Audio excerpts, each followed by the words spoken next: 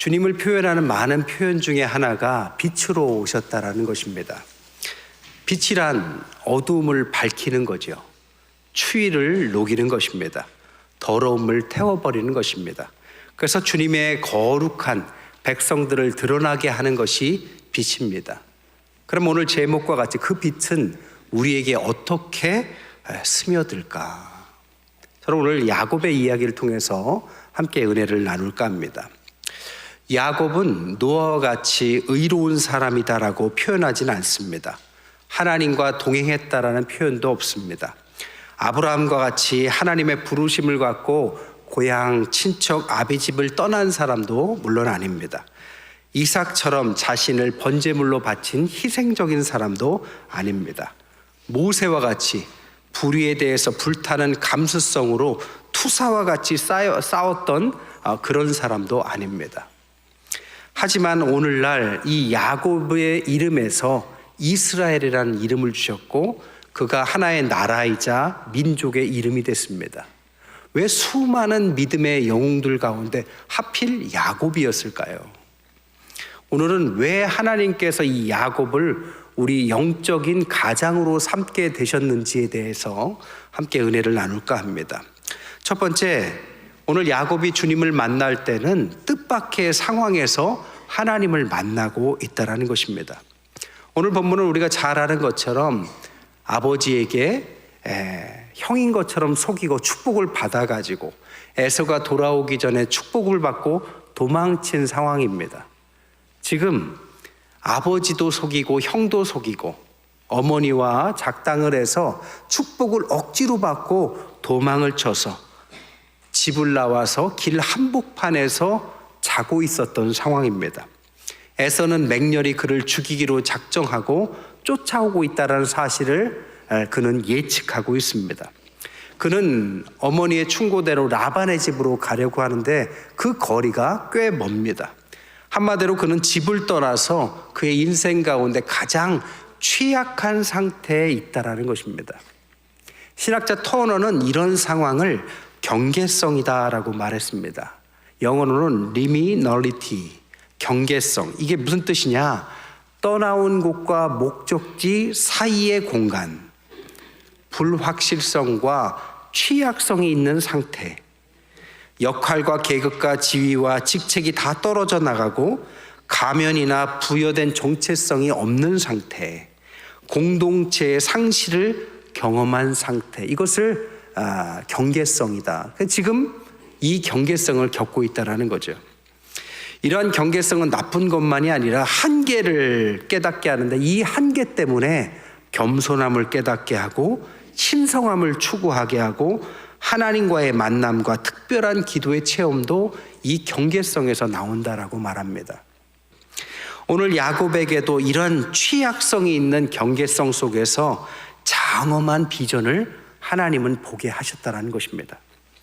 오늘 12절에 보니까 꿈에 본즉 사닥다리가 내려오고 또 본즉 하나님의 사자들이 오르락내리락 하고 또 13절에 또 본즉 여호와께서 그 위에 서 계시고 하나님께서 내가 너의 하나님이다라는 것을 알려주는 장면들이 연속해서 나옵니다. 여러분 오늘 본문에서 보다라는 단어가 몇 번이나 나올까요? 한글 성경, 우리의 성경으로는 3번 나오지만 원어에서는 4번 나옵니다. 15절에 내가 너와 함께 있다라는 그 사이에도 보라 이런 단어가 쓰임받고 있습니다. 그러니까 오늘 본문 그 짧은 구절에도 바라, 보라라는 단어, 히브리어로 베히네이라는 단어가 4번이나 나온다는 거죠. 이 베히네이라는 단어는 그냥 쳐다봐라 이런 뜻이 아니라 깜짝 놀라서 쳐다본다 이런 뜻입니다. 야곱은 계획되지 않은 곳에서 하나님을 만났어요. 야곱은 집에서 멀리 떠나서 혼자 밤에 죽을 수도 있는 그 상황 가운데 그의 인생 가운데 가장 기쁜 영적인 체험을 누립니다. 그의 생각은 완전히 다른 데 쏠려 있었어요. 라반의 집을 갈 수 있을까? 에서가 곧 따라오는 건 아닐까? 생각이 가득합니다. 그리고 두렵고 절망에 쌓여 있습니다. 또한 그는 한계에 다다랐어요. 체력도 바닥이 납니다. 얼마나 피곤하면 여러분 돌베개를 베고 자고 있을까요?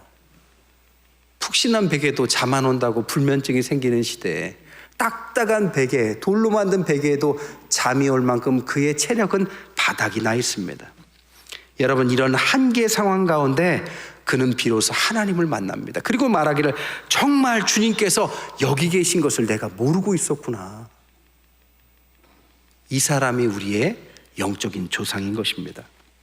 정리하자면 아브라함은 우리 시대의 우상들에 대한 도전할 용기를 가르쳐 주셨다면, 이삭은 우리들에게 자기를 희생할 수 있는 그 능력을 보여주었다면, 모세는 정의를 위해서 열정적으로 싸우는 투사가 될 수 있다라는 가능성을 보여줬다면, 이 야곱은 우리가 가장 취약할 때 여전히 하나님이 우리와 함께 계시고 희망의 용기를 주시고 꿈을 꿀 수 있는 힘을 주시는 분이다라는 사실을 가르쳐줬다는 것입니다. 그가 바로 우리의 영적 조상 가장이 된 거죠. 시편 69편 1, 2절에 하나님의 나를 구원하소서, 물들이 내 영혼에까지 흘러들어왔나이다. 나는 설 곳이 없는 깊은 수렁에 빠지고 깊은 물에 들어가 큰 물이 내게 넘치고 있습니다. 시편 130편 1, 2절에 여호와여, 내가 깊은 곳에 주께 부르짖었사오니 주여 내 소리를 들으시며 나의 부르짖는 소리를 귀 기울여 주옵소서. 이때 가장 영적 체험이 깊게 일어났다는 거죠. 왜 이때 일어날까요? 우리 인생 가운데 가장 절망에 빠져 있을 때 비로소 우리의 가면이 벗겨지기 때문입니다. 우리가 어떤 존재인지 가리기 위해서 수많은 가면을 쓰고 있습니다. 근데 이 가면 때문에 하나님과의 사이에도 벽이 생겨요. 하지만 가장 취약한 순간에는 가면이 벗겨지고 우리 마음이 열려버립니다. 하나님은 그때 찾아오신다라는 거죠. 시편 34편 18절에 여호와는 마음이 상한 자를 가까이 하시고 충심으로 통회하는 자를 구원하신다. 시편 51편 17절에 하나님께서 구하는 제사는 상한 심령이라, 하나님이 상하고 통회하는 마음을 주께서 멸하지 아니하신다.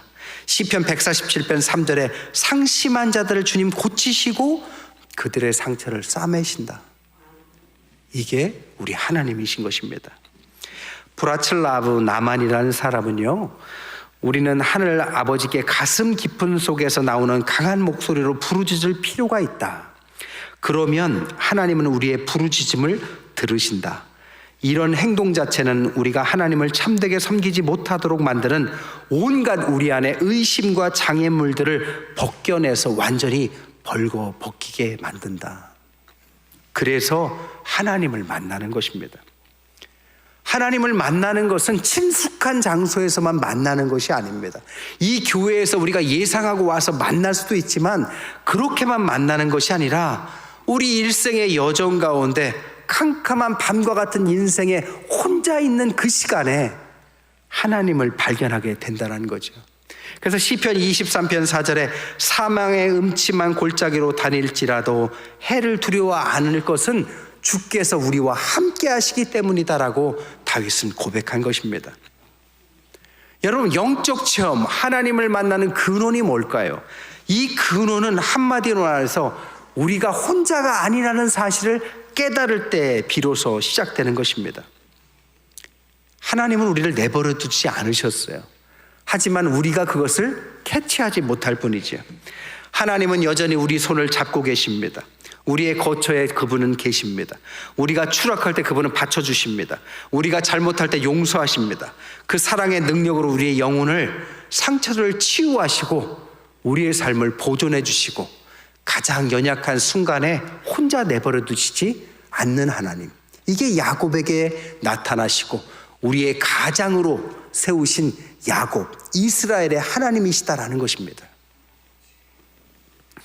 설교를 준비하다 보니까요, 오늘이 저희 아버지 기일이에요. 양력으로. 그래서 저희 아버지 생각을 좀 해봤습니다. 저희 아버지는 가난한 농부의 6남매 장남으로 태어나고 우리 자녀들도 낳으셨어요. 가난한 집 가장, 장남이 그렇잖아요. 저희 아버지가 머리가 꽤 괜찮은 어떤 것 같은데 공부는 길게 못하셨습니다. 왜냐? 생활전선에 뛰어들어서 가정을 책임져야 되니까. 부모님 계시죠? 동생들 많죠? 자녀들 있죠? 가족의 10명 이상 되는 가족을 책임져야 되니까 젊은 나이에도 공부보다는 그냥 사회생활에 일조해서 돈을 버는 것. 그래서 저희 아버지는 크게 되진 못하셨지만 항상 두려움과 어려움 속에서도 가족을 책임지려고 굉장히 애쓰셨습니다. 아버지 성격은 좀 조용하셨던 것 같아요. 제가 목회자가 됐을 때 아버지가 제가 심우하는 교회, 제가 부목일 때 설교할 때 어떻게 알고 오시면 저 뒤에 사람들 사이에 숨어 계세요. 앞에서 보면 다 보이거든요. 근데 이제 본인이 안 보일 거다라고 생각하고 저 뒷줄에 앞사람 뒤통수 뒤에 정확하게 얼굴을 묻고 이렇게 아들 설교하는 걸 듣습니다. 그리고 나서 끝나면 언제 가셨는지 모르게 가세요. 그렇게 여러 번 그러셨습니다. 내성적이신 거죠. 내성적인 분이 크게 공부하지도 않고 이 수많은 가족들을 생존을 위해서 얼마나 애쓰면서 돌봤을까. 저희 아버지가 그렇게 뜨거운 신앙인은 아니었지만 제가 저희 아버지를 기억할 때 뜨거운 신앙이 옆에서 볼 때 보였을 때가 있었습니다. 교회에서 어떤 집회를 할 때 보니까 옆에서 아버지의 얼굴이 이렇게 굉장히 진지해요. 막 뜨겁게 통성으로 기도할 그런 분은 아니셨는데 얼굴이 너무 진지하셨어요. 서투른 언어로 수려한 기도 용어가 아님에도 불구하고 서투른 용어로 가족을 위해서 지금 연약한 자신의 삶 가운데 이 가족을 끌고 가기 위한 기도. 그래서 저는 저희 아버지가 바로 이 힘을 통해서 가족을 책임졌고 하나님의 백성으로서의 신앙을 가지고 이것을 이겨냈다라고 생각합니다. 전 이게 가장의 기도라고 생각해요. 신앙이 월등해서가 아니라 자기가 책임져야 될 가족 때문에 기도하는 것이고 자신의 연약함을 인정하면서도 해야 할 일, 짊어져야 될 일들 때문에 하나님 앞에 나아가는 거죠. 오늘 야곱, 우리의 믿음의 가장이라는 야곱이 바로 그런 사람입니다. 모세와 같이, 아브라함과 같이, 이삭과 같이 그런 사람하고는 전혀 다르게 연약하고 부족하고 하지만 그가 우리에게 믿음의 조상 이스라엘의 이름이 된 것은 바로 가장의 기도를 하고 있기 때문입니다. 저희 아버지가 그 가장의 기도를 이어서 집안을 책임진 것처럼 우리가 이 이스라엘, 야곱의 이 영적인 유산을 이어받은 사람들입니다. 여러분, 우리는 추락할 수 있어요. 하지만 하나님의 팔 안으로 추락할 것입니다. 타인들에 의해서 우리의 믿음을 잃어버릴 수 있거나 우리 스스로 믿음이 없다라고 스스로 잃어버릴 수도 있지만 하나님은 우리에 대한 믿음을 포기하지 않습니다. 우리는 혼자라고 느낄지 몰라도 하나님은 우리를 결코 혼자 놔두지 않으십니다. 하나님은 우리 곁에 계시고 우리 안에 계시고 우리라고 하여금 앞으로 나아갈 수 있도록 우리에게 그 무거운 짐을 다 성취할 수 있도록 그 약속을 다 이룰 수 있도록 힘을 주실 것입니다. 이것이 가장의 기도이자 영적 이스라엘 야곱의 모습이었다는 것입니다. 두 번째, 왜 야곱이 이스라엘이 되었는가? 그가 가장의 기도뿐만 아니라 가장의 초월을 보여줬기 때문입니다. 집에서 멀리 떨어진 야곱은 밤에 돌을 베개 삼아서 누워있다가 사닥다리가 하늘로 오라락 내리락 하는 것을 발견합니다. 그때 17절에 보니까 하나님의 집이다라고 말을 해요. 하나님의 집이다라는 것은 그곳에 하나님이 계시다라는 표현이겠죠. 또한 17절에 하늘의 문이다라고 이야기를 합니다. 이건 무슨 뜻입니까? 이곳이 하늘과 연결되었다라는 뜻을 말하고 있는 것입니다. 하나님은 그곳에 계셨습니다. 그런데 하나님께서 그곳에 계시다라는 사실을 왜 야곱은 이제 비로소 내가 비로소 하나님이 여기 계시는 것을 이제 깨달았다라면서 두렵다라고 말을 했을까? 여러분, 하나님이 우리와 함께 계신다고 우리는 믿습니다. 하지만 왜 하나님이 우리와 함께 계시다라는 사실을 우리가 어떤 순간에 비로소 깨닫게 될까요? 하나님의 현존을 우리가 알 수 있는 방법은 뭡니까? 오늘 16절에 그 키가 있습니다. 16절에 여호와께서 과연 여기 계시거늘 내가 알지 못하였도다 이렇게 말합니다. 원어로 보면 더 정확한데 베아노 키로 야다티. 야다티는 깨닫다란 뜻인데 로가 부정형입니다. 내가 깨닫지 못했다란 뜻입니다. 문자적으로 직역을 하자면 이런 뜻이에요. 그리고 나는 그것을 몰랐다 이런 뜻입니다. 그러니까 여기서 나라는 주어가 두 번이 나와요. 나는 그것을 몰랐다. 이게 무슨 말일까요? 하나님이 어떻게 여기 계시다라는 것을 야곱이 지금 알게 되느냐? 나는 알지 못했다라는 사실을 내가 알아서 비로소 깨닫게 됐다라는 것입니다. 정리하자면 내가 알지 못함으로 하나님을 알게 됐다는 뜻이에요. 바꿔 말하면 우리의 자아를 잊게 되면 그 순간에 자기 중심성 그것을 넘어서게 되고 그때 비로소 현존인 하나님을 감지한다는 것입니다. 내가 내 생각, 나를 향한 내 생각이 가득하기 때문에 인지하지 못했던 하나님을 내가 나를 잊는 순간에 비로소 하나님을 깨닫게 된다라는 것입니다. 여러분, 기도는 두 가지 차원이 있어요. 하나는 신비의 차원입니다. 우리가 흔히 말하는 기도하자라는 의미예요. 우리가 소원하는 바를 하나님께 기도해서 얻어내는 방법을 신비적인 차원입니다. 기도의 응답이죠. 또 하나 기도의 차원을 자신을 바꾸는 차원이다라고 말할 수 있습니다. 기도의 히브리어는 레히트 팔렐입니다. 이게 원어의 뜻이 자기 자신에게 행해지는 행동, 자신을 판단하다, 자아의 감옥에서 탈출해 우리 자신을 포함한 세상을 외부에서 보는 것. 한마디로 요즘 단어로 말하면 자기 객관화가 바로 기도다라는 것입니다. 여러분, 자기 객관화는 자기가 자기를 바라보는 것입니다. 근데 왜 자기가 자기를 바라보지 못할까요? 자기의 생각으로 가득 차 있기 때문입니다. 야곱은 왜 하나님을 함께 했는데도 깨닫지 못했을까요? 어려서부터 태어날 때부터 하나님은 큰 자가 작은 자를 섬기리라고 그를 선택했습니다. 그런데도 불구하고 야곱은 항상 자기가 무언가의 노력을 통해서 성공해야 된다라는 강박을 보여요. 형에게 장자권을 뺏기 위해서 팥죽을 들이밀다든지 어머니와 결탁해서 아버지를 속인다든지 이 모든 것들은 자기가 자신의 힘으로 무언가를 이루어내고 성공해야겠다는 생각으로 가득 차 있기 때문입니다. 그 생각 때문에 하나님이 안 보이는 거예요. 자기 자신이 자기로 가득 차 있습니다. 그래서 자기를 돌아볼 여유가 없는 거죠. 여러분, 인류 역사상 하나님은 세 가지로 하나님을 계시하신다고 우리는 알고 있어요. 창조, 자연 속에서 하나님은 하나님을 드러내십니다. 계시, 말씀, 성경 말씀을 통해서 하나님을 계시하십니다. 구원, 역사 속에 예수 그리스도를 보내심으로 하나님은 구원을 통해서 하나님을 드러내셨어요. 그러니까 하나님은 충분히 자신을 계시하셨음에도 불구하고 인간은 이 하나님을 계시하신 하나님을 발견하지 못해요. 왜? 자기 중심성 때문에. 자기가 자신에 대한 생각으로 너무 가득 차 있어요. 근데 이 자기 중심성을 깨트리고 자기 객관화하는 방법이 뭔지 아십니까? 위기라는 것입니다. 오늘 야곱이 하나님을 만난 것은 그냥 만난 것이 아니라 그의 인생에 위기가 닥쳐왔기 때문입니다.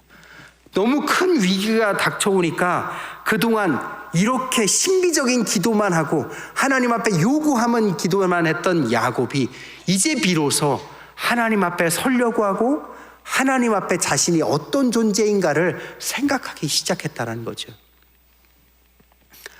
여러분, 하나님을 만나기 위해서는 영혼의 고요함이 필요합니다.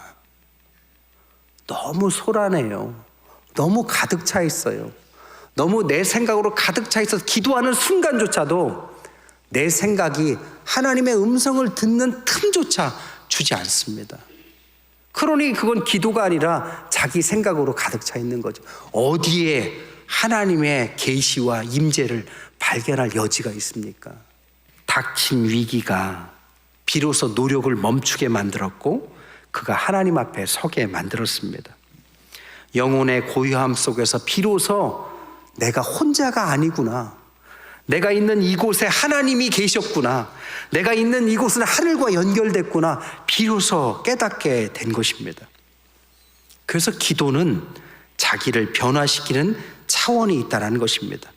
하나님이 이곳에 계시고 그분을 보고 느끼고 알 수 있는 이 기도의 깊은 차원이 비로소 깨달아지는 거죠. 나는 나를 모른다고 하는 순간에 바로 당신을 만나는 것입니다. 이게 바로 자기를 초월하는 겁니다. 자기가 자기를 넘어서서 하나님의 계시, 임재, 현존, 이것을 비록 깨닫고 그때 비로소 하나님이 그에게 어떤 존재인지, 그가 하나님 앞에 어떤 존재인지를 깨닫는 순간에 바로 가장의 초월이 이루어지는 것입니다. 말씀을 정리하겠습니다. 오늘 제목을 제가 빛은 어떻게 스며드는가 이렇게 제목을 잡았어요. 어떤 시인이 말하기를 모든 것에는 갈라진 틈이 있다 했습니다. 그것이 빛이 스며드는 방법이다라고 말했습니다. 여러분, 마찬가지로 우리가 살다 보면 마음이 때로는 찢어질 때가 있습니다. 우리의 상황 때문에, 여러 이유 때문에. 그런데 이 찢어진 마음 때문에 하나님의 빛이 스며드는 것입니다. 그리고 그때 하늘의 문이 열리는 것입니다. 오늘 왜 야곱이 이스라엘이란 그 이름을 받았을까? 왜 가장의 이름을 받았을까? 바로 하나님 앞에 이 가장의 찢어지는 마음을 겪었고, 그리고 나서 이 가장의 초월을 겪었기 때문입니다. 우리는 영적 이스라엘의 후손입니다. 하나님 앞에 우리가 지금 상황에 찢어지는 어떤 마음과 상황이라면 하나님은 그 사이에 하나님의 빛을 비춰 주실 것입니다. 그리고 우리의 차가운 마음을 따뜻하게 데워주시고 우리의 어두움을 밝혀 주실 것이고 우리의 더러움을 깨끗이 도말하시고 하나님의 거룩한 백성으로 만드실 줄 믿습니다. 이런 은혜가 넘치시는 한 해 되시기를 주님의 이름으로 간절히 축원드립니다.